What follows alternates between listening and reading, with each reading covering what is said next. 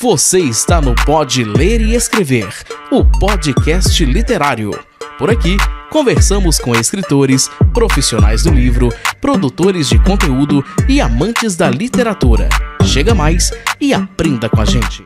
Olá, pessoas. Está começando mais um episódio aqui do Pode Ler e Escrever. Eu sou o Juliano e no episódio de hoje a gente recebe a Júlia Barroso. Ela que é autora dos livros A Menina da Coluna Torta e A Mulher da Coluna Torta, nas quais narra sua jornada de superação e resiliência diante da escoliose. Ela é formada em marketing, com uma carreira em jornalismo, e a Júlia não se limita às páginas dos livros, para espalhar a sua mensagem de esperança, força, superação.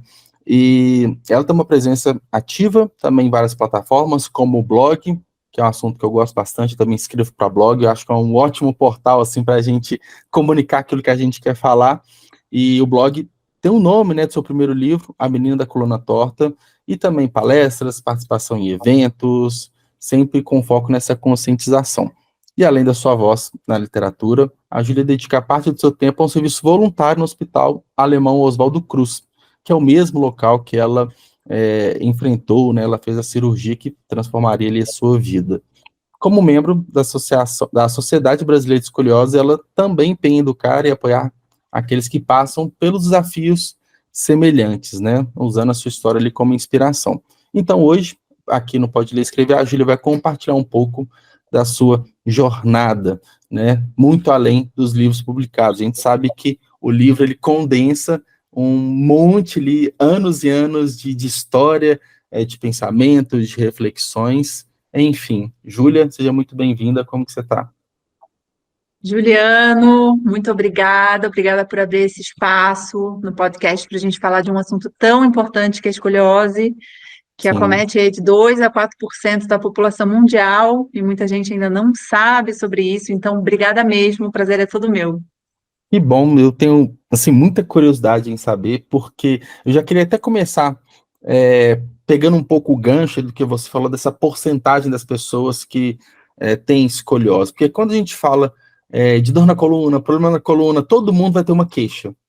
Muitas vezes é algo simples, não é diagnosticado, mas vamos colocar assim, os problemas mais sérios, talvez a escoliose, pelo menos está na cabeça das pessoas, elas sabem que existe, não sabem exatamente o que é, mas até partindo desse ponto da porcentagem relevante de pessoas que têm escoliose, como que foi para você, nessa sua jornada, a descoberta, o baque, os primeiros enfrentamentos, as primeiras consultas, como que foi esse processo inicial para você? Olha, Juliano, nunca é fácil, eu descobri a minha escoliose, eu tinha 11 anos, porque a escoliose idiopática do adolescente, que é a mais comum das escolioses, ela começa aí na pré-adolescência, entre 10 e 11 anos. E com 11 a gente descobriu a minha, porque eu fui no ortopedista ver uma outra questão, a perninha que era mais arcada, e aí o ortopedista viu que tinha alguma coisa estranha na minha coluna, fez o teste, ali na hora clínico, e já começou a me encaminhar para um especialista em escoliose, então a gente já descobriu uma escoliose moderada, que a gente chama, que se a gente pensar em graus, ela já tinha ali uns 30 graus de curvatura, que a gente chama, então já é bastante aí para uma curvatura, é bem anormal a gente ter essa curvatura com 11 anos ou com qualquer idade. E aí foi muito difícil, Juliano, porque veio o baque do uso do colete, me disseram que o tratamento, na época, era a natação e o uso do colete. Hoje em dia, a natação não é um tratamento da escoliose, a natação é maravilhosa, porque ela é um esporte maravilhoso, mas ela não é considerada um tratamento da escoliose, isso é super importante de deixar claro, mas na época era. Então, comecei a natação e comecei a usar um colete que era um objeto medieval, que chamava colete de Milwaukee, que ele tinha um ferro que vinha daqui do pescoço até a cintura, e 2 ferros atrás da nuca até a bacia, mais uma parte acrílica que cobria toda a barriga e toda a parte aqui da lombar. Então, eu ficava com um negócio de ferro aqui, olha, que eu não conseguia sentar, eu não conseguia andar, eu não conseguia estudar. E é utilizado até hoje, esse colete? Oi? Ele é utilizado até hoje? Não, Hoje em também dia não, né? não é mais, não, hoje em dia não é mais recomendado o Milwaukee, a gente evoluiu aí, graças a Sim. Deus, nessa questão, a gente tem coletes feitos de forma personalizada para cada paciente, Uhum. são os coletes 3D que a gente chama, né? Então o Milwaukee ele não é recomendado mais, mas infelizmente ainda existe. E na época da Algumas pessoas. escola, bem complicado, né? Ali no início da adolescência, e quando você é jovem, assim, a estética conta muito, né? Para uma aceitação social, num vínculo escolar, né? E você é de uma geração igual a minha, né? A gente tá há décadas que a gente saiu da escola e não tinha muito essa discussão que tem hoje, né? Tanto de bullying, né? Essa saúde mental também, todos os aspectos que acarretam a partir de uma zoação, entre aspas. Então, e eu lembro, né, eu uso óculos desde os meus 9 anos, colocar o óculos, que é um artigo super simples, você também usa óculos, hoje em dia até Sim, estética, tem um acessório de moda, né, mas na época foi, assim, uma zoação danada usar óculos, que é algo muito simples. Então, eu imagino usar um colete que ele, além da limitação motora, o como que isso era motivo de chacota ali, parte dos alunos, também teve esse enfrentamento, né, além da escoliose, né? muito, porque a gente tem dois enfrentamentos nesse momento. A gente tem o nosso, né? A gente está falando de uma menina que está se descobrindo, que quer Sim, usar as mesmas roupas que as meninas, uma roupinha mais curta, sim. uma roupinha mais justa, e não pode, porque até poderia, mas eu não conseguia, eu morria de vergonha, então eu usava gola alta, mesmo no calor, no verão, para esconder aquele ferro. E a gente tem o enfrentamento da sociedade, das pessoas, das outras Sim. crianças, dos outros adolescentes, das pessoas na rua que te olham diferente, não tem jeito, né? Me Uhum. chamavam de Robocop, na época não se existia a palavra bullying. Eu levava numa boa, mas na verdade eu não levava tanto, Uhum. porque eu não brigava com ninguém, mas eu ficava magoada, né? E mexe muito, Juliano, com a autoestima, essa questão da escoliose, sabe? Porque ela é uma deformidade. Ela Uhum. deforma tanto para o lado quanto uma rotação em 3D, assim. Então Uhum. ela vem com o peito para frente e com as costas para o lado. Ela deforma de verdade o corpo. Então, e ela vai progredindo, ela vai piorando. Quanto Ah, esse é um maior a. ponto importante, né? Você descobriu não quer dizer que aquela era a condição. Então, e ela ia, você crescendo, desenvolvendo, ela ia piorando, né? Então, Isso, sim, isso. Por isso a gente coloca o colete para poder conter, a gente chama de tratamento uhum. conservador da escoliose, para tentar evitar uma cirurgia, né? Uhum. E foi o que você falou, assim, o enfrentamento é difícil e tem a questão da autoestima, tem a questão da saúde mental. Hoje em Uhum. dia eu falo muito para as meninas que têm a idade que eu tinha na época, para as mães dessas meninas e para os pais, gente, procura uma psicoterapia, faça um acompanhamento psicológico, porque eu não fiz na época e a bomba estourou. Depois, né, quando eu tive 30 anos aí, a bomba estourou completamente. Então, é muito importante esse acompanhamento psicológico, porque a gente fica muito mexida, sabe? Uhum. Muito mexida mesmo, Juliana, é difícil. E qual que foi sua fuga, assim? Você tem aquele silêncio, né? Você guarda pra você, acha que tá tudo bem, mas não está. Igual você falou, em algum momento essa bomba estoura. Ali, né, na fase escolar, né, até enfim, o início da fase adolescente, adulta ali, qual que era a sua fuga? Até puxando talvez um gancho, era pela escrita, porque a escrita é uma atividade silenciosa, né? Então, a gente no Sim, cantinho ali reservado vai fazer um diário, né? Era mais comum entre as meninas ter um diário, né? Enfim, qual que era a sua sim. fuga naquele momento ali para passar por tudo isso? Olha, eu acho que a primeira fuga, com certeza, é nas minhas amigas. Era onde eu conseguia ser natural, ser eu mesma, sem julgamento, quando eu estava no meu círculo íntimo de amigas, né, que são minhas amigas até hoje, eu conto no dedo, Uhum. nos dedos, as minhas amigas, melhores amigas me apoiaram demais na época do colete, tiravam essa culpa que eu sentia, ou essa vergonha que eu sentia, elas me despiam disso, e aí era o momento que eu realmente fugia, eu falava, é aqui que eu quero Uhum. ficar, mas a vida não é só, ela não Sim. vive só, né, disso, então eu precisava encarar a realidade, precisava encarar a escola, e aí eu acho que a escrita, sim, né? Eu sempre gostei muito de escrever. Uhum. A escrita era uma forma de fugir daquilo tudo, com certeza. Deixa eu só tirar um negócio que apareceu aqui. Tá. Então eu fugia escrevendo, mas principalmente com as minhas amigas, principalmente com elas. Ah, que legal. E, assim, batendo o olho no nome dos seus dois livros, é, posso estar enganado, mas me veio à mente assim, um você escreveu, né? é, a menina da coluna torta, depois a mulher, né? Então a gente tem de menina para mulher. É bem isso, são dois momentos distintos ali da sua vida que você escreveu. Conta um pouco, assim, dos rascunhos. Sempre foi sua ideia também passar essa experiência pessoal em livros? O que surgiu primeiro? Foi o blog? E do blog surgiu o livro? Como que foi, mais ou menos, essa arquitetura para a construção das obras? Legal. Na verdade, tudo começou, meu primeiro livro começou em meio a muita dor. Eu estava acabada, recém-operada da escoliose, porque mesmo com tratamento conservador, eu tive que fazer a cirurgia que era bem complexa, continua sendo muito complexa, e ela é muito dolorida no pós-operatório, a gente fica com uma bomba de morfina e tudo mais. E eu já não aguentava mais aquela dor, eu sempre gostei de escrever. Eu pedi para minha mãe um papel, uma caneta, e falei, eu vou extravasar aqui no papel. E aí eu comecei a escrever A Menina da Coluna Torta, contando a minha experiência da minha infância com a escoliose, né? O livro começa, na verdade, no hospital, e aí ele volta para a minha infância, porque eu operei com 18 anos. E aí eu volto com ele para a infância para contar aí todo esse período, como era ficar com os meninos, como que eu fazia com a roupa, como que eu encarava a escoliose, mas sempre transmitindo uma mensagem positiva para poder ajudar as pessoas, porque na época, Juliano, não tinha, isso foi em 2000, a gente quase não tinha informação, então eu não tinha onde me agarrar, eu me sentia um ET, eu falava, só eu tenho Estava no escoliose no mundo. começo da internet, né? A gente não tinha informação Isso, livre e fácil sobre... não, Até relatos, né, de outras pessoas, não tinha ainda rede social, não tinha nem tinha. Orkut na época ainda, grupos, alguma coisa Isso. assim, né? Exato, e não tinha com quem dividir. Eu achava que eu era a única no mundo que tinha escoliose, que Sim. usava aquele colete, ou que eu precisava operar. E aí, meu principal objetivo com o livro foi, primeiro, foi até essa fuga que você falou, para eu poder sair daquela dor que eu estava, mas depois eu fui arquitetando melhor o livro e falei, gente, eu vou ajudar, eu vou fazer um livro para ajudar as pessoas a terem informação sobre um assunto que é muito complexo e muito velado na sociedade, né? Porque as meninas, a escoliose, ela dá 80% dos casos em meninas, então as meninas têm muita vergonha de falar, de mostrar o corpo, que foi o que aconteceu comigo. E aí a Menina Torta foi ganhando um peso, eu lancei depois de 10 anos da cirurgia, o meu livro, porque aí a vida aconteceu, casei, tive filho, não sei o quê, lancei em 2011, mais ou menos, e aí eu criei o blog A Menina da Coluna Torta para poder falar com esses leitores, né? Na época ainda não tinha Instagram, então o blog foi o meio mais fácil aí da gente se falar. Foi muito legal porque eu atingi gente no mundo todo com o blog, né? Com a tradução do blog.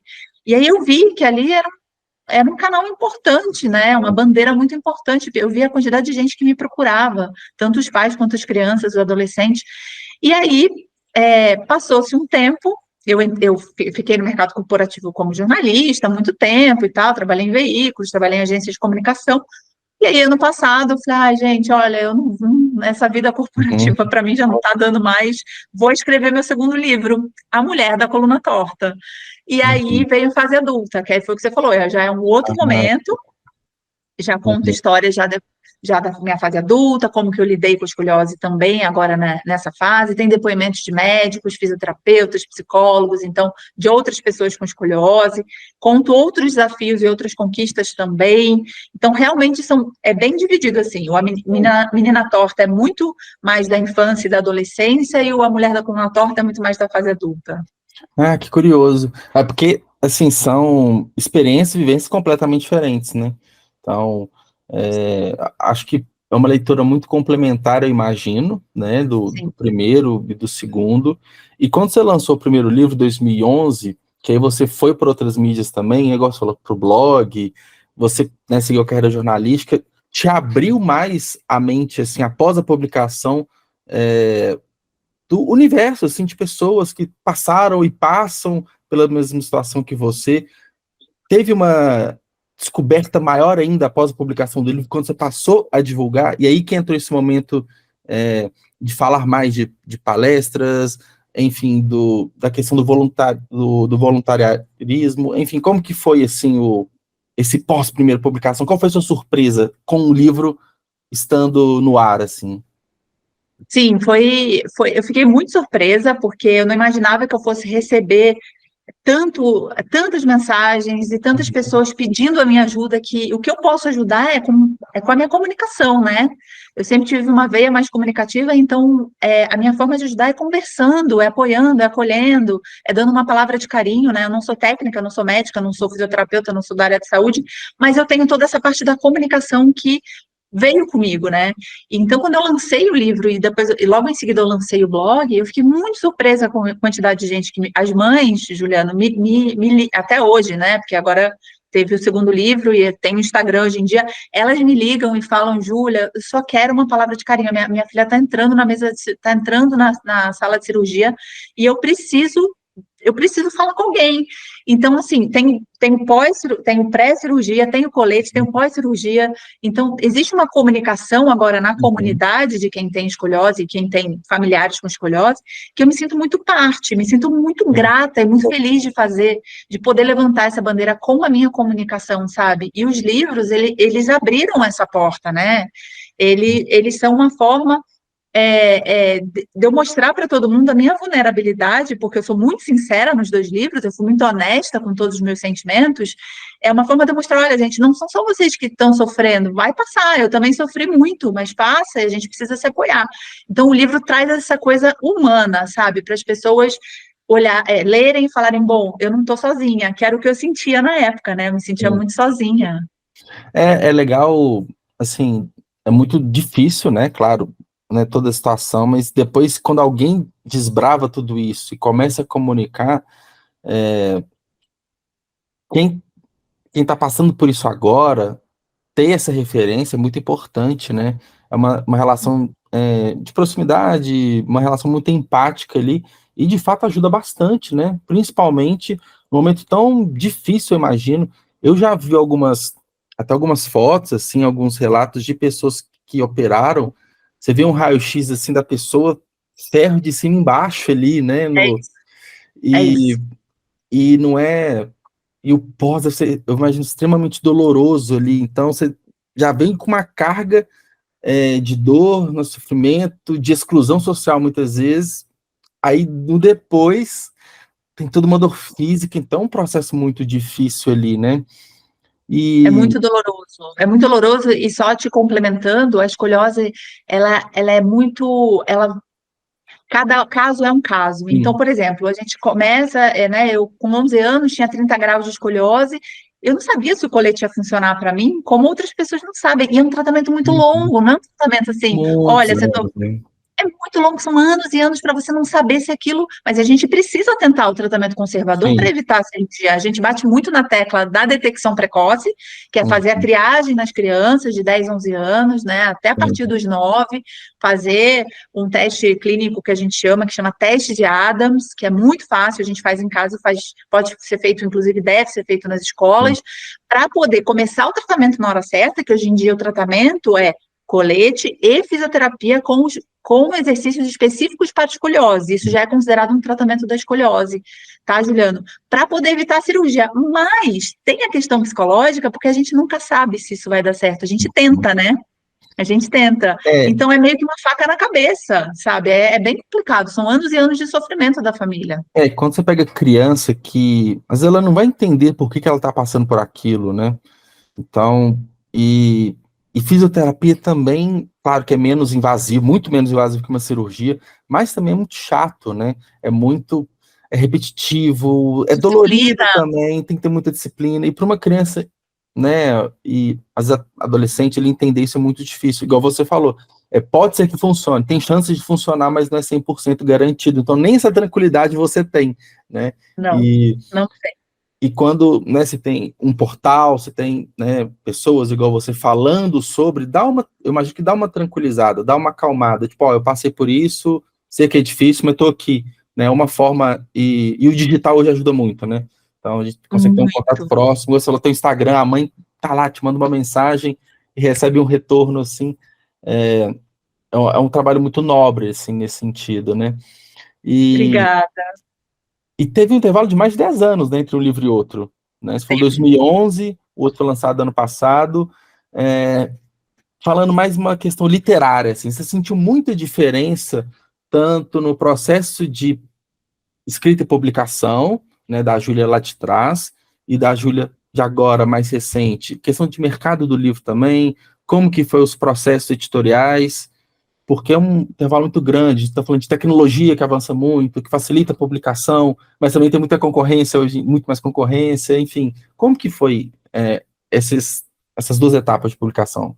Então, o primeiro foi uma coisa bem caseira, né? Eu não sentia que eu tinha muita entrada no mercado, eu era muito nova, não tinha ainda uma bagagem jornalística, ainda não tinha construído a minha carreira no mundo do jornalismo.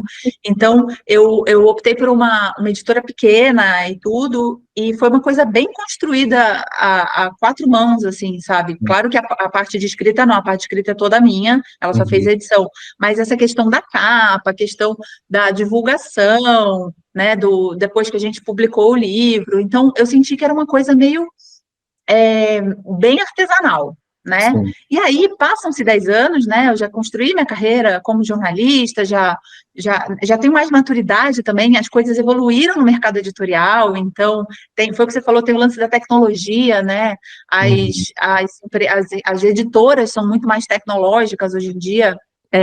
Então tem essa questão da tecnologia também, que as editoras ficaram mais tecnológicas, é mais fácil você publicar um livro e divulgar o livro, né? Então, é mais fácil você acompanhar as vendas, porque tem portais, né? Tem os sistemas que te dão quanto você tem de royalties, exatamente, quantos livros foram vendidos naquela semana, naquele mês. Então, ficou muito mais fácil de acompanhar, é muito mais fácil de divulgar por causa das redes, né? Então, você consegue criar uma comunidade mesmo e consegue fazer com que aquele lançamento seja diferente. Em relação ao processo de escrita, você sabe que, por mais que tenha se passado 10 anos e eu tenha amadurecido, foi muito parecido.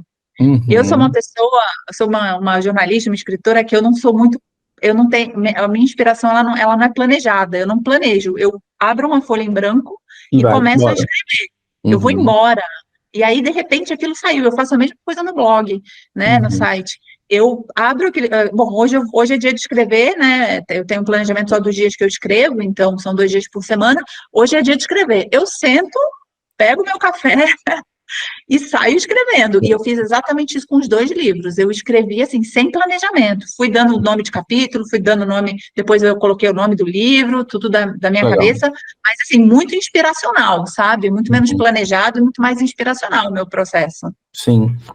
Acaba que a escrita, na minha visão, é muito único, né? A gente tem boas práticas, né? Acho que é interessante fazer um curso, estudar sobre, acho que é muito válido, mas o escritor ele tem que encontrar o que é mais interessante para ele ali. Porque tem gente que vai precisar estruturar um livro, tem gente que escreve só na inspiração, e na minha visão, o que importa é você estar satisfeito com o resultado do seu livro, né?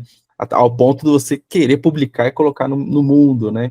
E Sim. Isso é muito legal, mas ao mesmo tempo, aí eu fico pensando no seu caso específico, né, que são relatos, né, é a sua vida ali, mas ao mesmo tempo, diferentemente no texto do blog, que você lê em 5 minutos, 10 minutos ali, você lê um texto para blog, ou até um texto jornalístico, uma manchete, uma reportagem, ele é uma leitura muito mais dinâmica, né, mas a leitura do livro, você passa às vezes semanas com a pessoa ali, né, aí você tem que intercalar entre a objetividade e só um relato com uma estrutura narrativa coesa ali, que vai prender o leitor, né?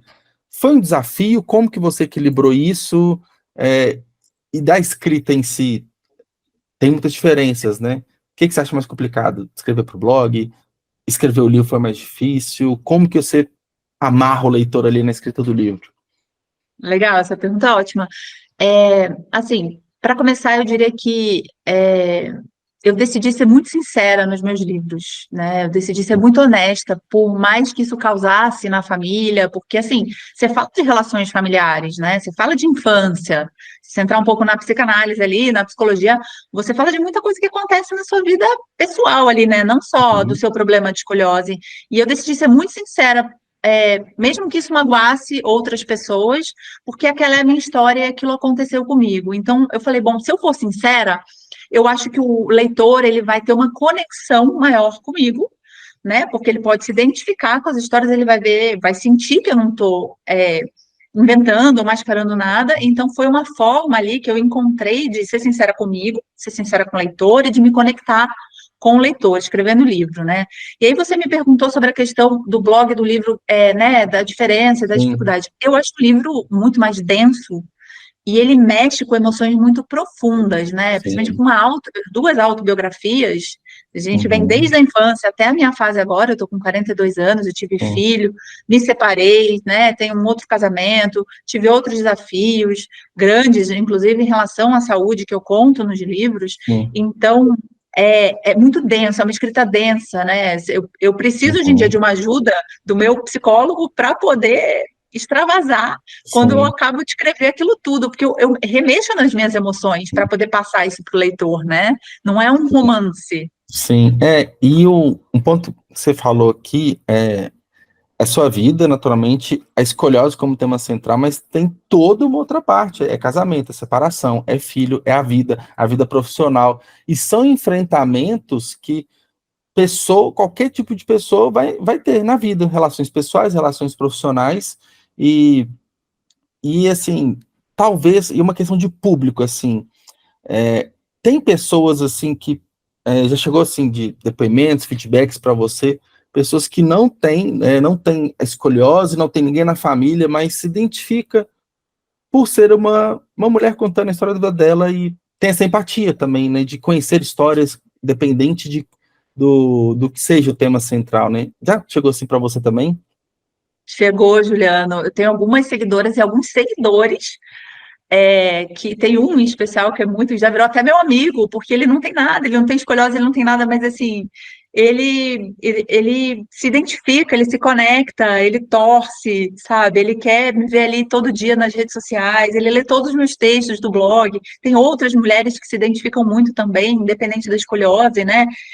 Isso é muito interessante de ver e eu fico muito realizada, né? Porque, óbvio que minha principal missão é ajudar, e eu falo muito isso por meio da Sociedade Brasileira de Escoliose, por meio do meu blog, por meio de palestras, pelos livros, enfim, de várias formas. Mas é muito legal quando a gente consegue tocar o coração das pessoas, né? Com o nosso dia a dia, com os nossos Sim, livros. E eu tenho esses feedbacks são muito incríveis, assim, para mim. Eu fico muito emocionada até, porque e tem que ter uma responsabilidade, né, Juliano? Porque sim, a gente está mexendo, a gente não sabe quem está ali seguindo a gente, vendo o que a gente está fazendo. sim, A gente precisa ter uma responsabilidade no que a gente está passando de conteúdo, né? Então, sim, e também precisa ter um pouco de cuidado com, né, com tudo que a gente coloca nas redes, porque estamos falando com pessoas que seguem a gente, que acreditam no que a gente sim, está falando, né? sim. Colocamos aqui a questão de influência, né? Influenciador, você está influenciando de fato, né? A partir do momento que você tem uma bagagem profissional, uma vivência pessoal, você pode falar daquilo, você fala, você influencia as pessoas. Então, é esse o cuidado, né? Do que você fala, a pessoa vai tomar uma ação baseada naquilo que você falou ou do que ela leu do seu livro, né? Então, é, Exato. e é complicado, porque muitas vezes pode dar um peso, né, que a gente não pediu, né? É um peso a mais, né? Então, Sim, toda a responsabilidade, a carga que você teve ao longo da sua vida com o problema da escoliose ainda tem hoje, né? Redes sociais, a gente vai falar mal, a gente vai falar um monte de coisa, mas sim, assim, é um enfrentamento, né? É mais um enfrentamento, né? E, sim. E é e uma a, missão mesmo, assim, é uma missão, sim, sabe? Eu sinto que me faz tão feliz, sabe, Juliano? sim, Porque por mais que a gente, né, sofra junto com todo mundo, com as mães e com as crianças, eu sofro junto, né? Não tem como eu uhum, separar, eu sofro junto, mas eu sei que eu estou ajudando de alguma forma, e isso para sim. mim é fundamental. No final do dia, você tá com a mente ali tranquila que, né, Isso. você tá agregando, ajudando muito mais do que, enfim. E assim, eu tenho muito para mim, como escritor também, a gente escreve, publica, a gente gosta, a gente se motiva, abre portas ao mundo que a gente não imaginava. Aí vem um segundo livro e você tem em mente assim, de uma próxima escrita, é algo que você quer fazer pelos próximos anos?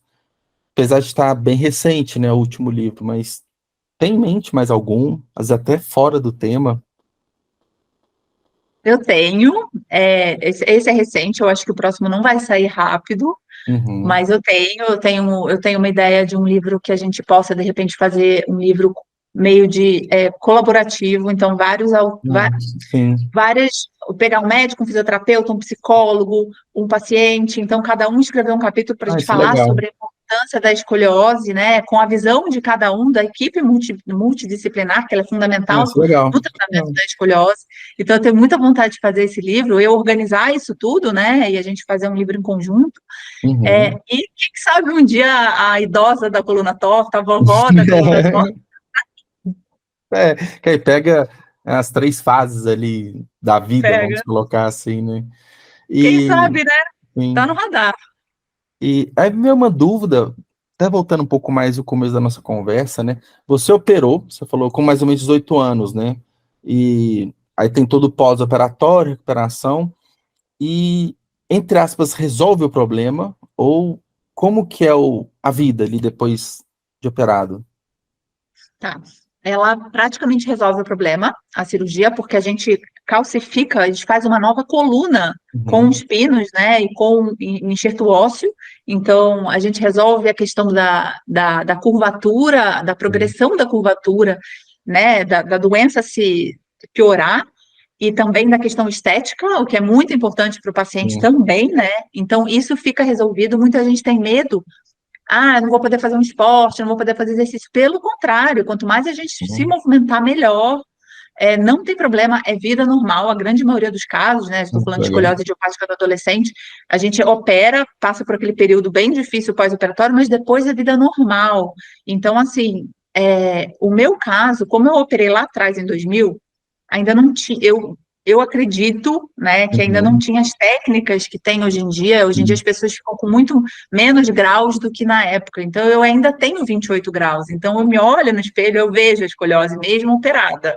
Então no uhum, meu caso, eu ainda convivo com a escoliose, né? Eu não uhum, tenho mais o medo da progressão, porque ela tá estável, sim, mas eu convivo com a questão da autoestima, sabe? sim, Mas para sim. a grande maioria das pessoas, o pessoal que opera hoje, a grande maioria fica bem Uhum, retinha, zero sim. problema, vida que segue.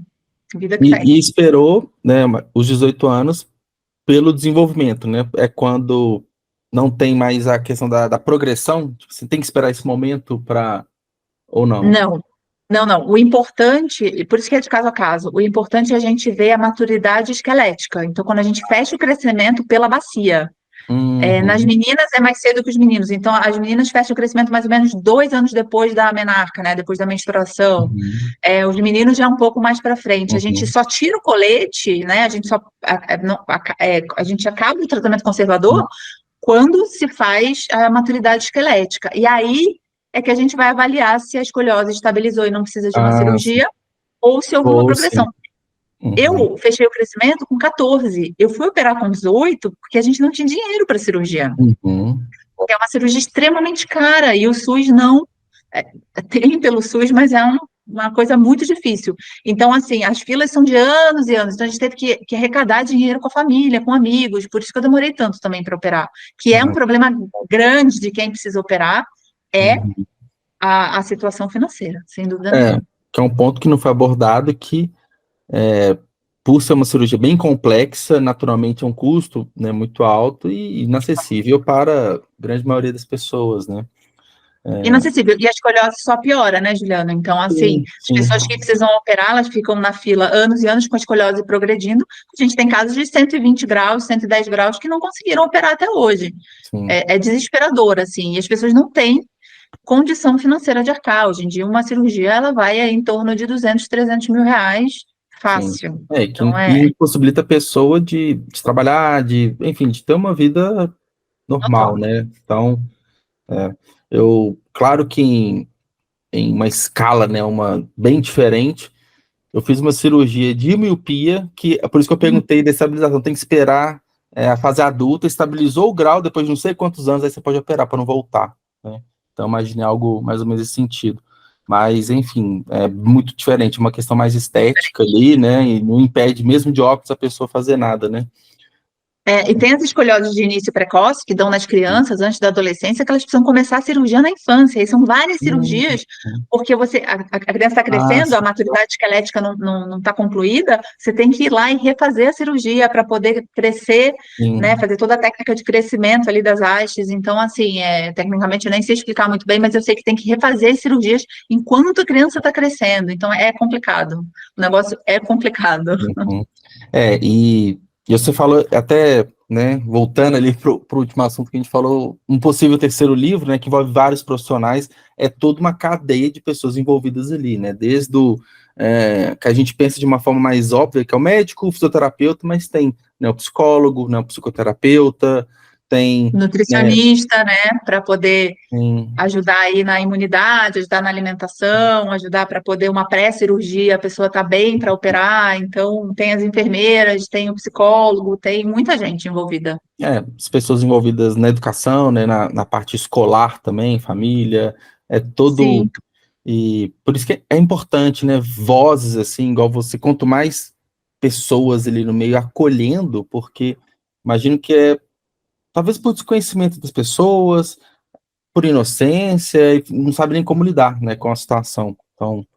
Não sabe, Juliano, e eu recebo mães, assim, né, no WhatsApp, no Instagram, falando, tô sem chão, não sei o que fazer, não sei em quem acreditar, não sei se esse médico é um médico que eu devo seguir, confiar, não sei se esse psicólogo, se esse fisioterapeuta, as pessoas ficam completamente perdidas, porque ainda, infelizmente, é uma doença velada, a gente não fala disso como a gente deveria falar na sociedade, sabe? Sim. Então, as pessoas ficam totalmente perdidas, totalmente. É bem difícil. E talvez esse seja hoje, você com os maiores desafios que você tem como uma pessoa que, né, tem os livros publicados, teve todos os enfrentamentos, hoje fala, né, hoje comunica. Qual que é o maior desafio que você vê hoje? É combater a desinformação, é entregar mais informação para as pessoas? O que assim, te motiva, tá todo dia ali compartilhando, falando, enfim, o que é? É compartilhar a informação, sem dúvida, né? Porque eu acho que quanto mais informação a gente tem, mais a gente vai conseguir até essa questão da fila no SUS, a gente de repente consegue fazer um movimento. E principalmente a detecção precoce, porque se a gente consegue colocar a triagem nas escolas, com esse teste simples que a gente faz em casa, né, com os adolescentes, a gente já consegue pegar um monte de adolescente ali que tem início de escoliose e trata. E na hora certa, do jeito certo, vai olha, o tratamento conservador, se ele começa na hora certa, ele evita 70% dos casos de cirurgia, que ele consegue evitar. Então, é muita coisa. Então, a gente luta muito por essa questão da informação e da detecção precoce, de conseguir colocar nas escolas, a triagem, das mães fazerem o teste em casa todo ano, enquanto está o desenvolvimento do adolescente, né, que a gente chama de teste de Adams, e informar e ajudar. Eu sou assim, um ponto de apoio para um monte de família que precisa, assim, para dar uma palavra de carinho mesmo, sabe? Então, isso é um desafio meu, porque eu acabo absorvendo as dores das pessoas, né? E aí eu preciso aprender a separar um pouco isso, porque eu sofro junto, né? Então, eu preciso estar bem para poder ajudar todo mundo, sabe? Eu preciso estar bem para poder ajudar todo mundo. Sim, que bom. Bom, Júlia, e como que as pessoas encontram o seu livro? Vamos falar um pouco mais assim, tanto para comprar quanto os seus portais de comunicação. A gente falou aqui do blog, a gente falou aqui também do Instagram. Eu falei no começo que eu tô até com ele aberto aqui do lado, ameninadacolanatorta.com. Isso é bem simples, assim, da pessoa consegue acessar, conhece sobre você. Inclusive, no menu tem que livros, então dá para encontrar o livro para comprar, publicado pela Viseu, que distribui o livro impresso em várias plataformas, o e-book também, e o Instagram, estou abrindo aqui também, a Menina da Coluna Torta, também, muito simples de encontrar. São esses canais mesmo? Tem alguma outra forma, se você já acompanhar, como que é? Não, é isso mesmo, é o meu site que a gente reuniu tudo ali, né, a gente fez tipo um portalzinho, então tem toda a parte dos livros, tem também o link para o Instagram ali, tem o meu WhatsApp na parte de contatos, para quem quiser falar diretamente comigo no meu celular, tem quem sou eu, né, da parte toda, enfim, da minha vida, e no Instagram é a forma com que eu falo ali no dia a dia com todo mundo, eu sou muito acessível, todo mundo pode falar comigo, que eu sempre respondo absolutamente todo mundo. Então, é isso, assim, no site tem todas as informações, se resumiu muito bem, Juliano. Ah, que bom. E aí eu consegui resumir bem, porque a informação foi fácil, né? Então, o que eu falei que eu acessando o site, falei assim, aqui a gente consegue acessar, tem a partir de livros, tem sobre você também, uma biografia, também está em inglês, né? Para quem quiser, ou para quem Isso, não fala o português, você falou até no começo da tradução ali também. Então, tá muito fácil, isso. todas as informações no site. E, Júlia, bom, queria agradecer pela conversa aqui, aprendi mais, fiquei muito feliz de conhecer você, de colocar aqui no Pode Ler e Escrever a sua história também, porque um dos meus objetivos é, assim, falar sobre assuntos que devem ser falados, assim, na sociedade, né, e tem muitas coisas que a gente tem que falar, que a gente tem que expor, e, naturalmente, ligado à literatura, porque os livros são uma ótima forma da gente espalhar essa nossa palavra, né, então, Sim, enfim, obrigado. imagina, eu que agradeço esse espaço, da gente poder falar sobre esse assunto, né, tão importante que mexe demais com a cabecinha aí das adolescentes e dos pais, né, que ficam muito desesperados. Então, obrigada demais por abrir esse espaço para que a gente fale um pouco mais sobre isso, conscientiza a sociedade sobre a escoliose, e foi um prazer imenso estar aqui com você hoje. Que bom, muito obrigado. Um abraço para você, viu? Tchauzinho. Abraço.